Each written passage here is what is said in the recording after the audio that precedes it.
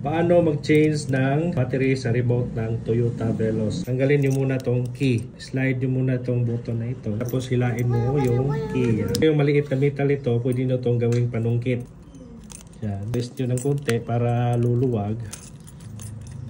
Luluwag na yan. Yan. Matatanggal na yan. Ito yung mismo K-fob. So sa ibabaw, merong butas. Itong maliit na metal, pagay nyo yan dito at twist ng konti para bubuka. Yan, bubuka na.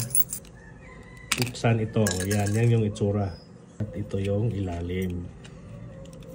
Para makita mo yung battery, tanggalin nyo to. Ganyan lang, oh.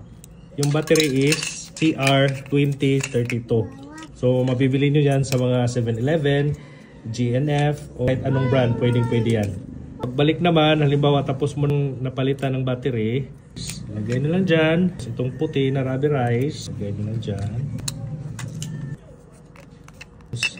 Lagyan mo lang. Lagyan mo ito ulit. Yan. Ito naman dito. Balik naman ito dito.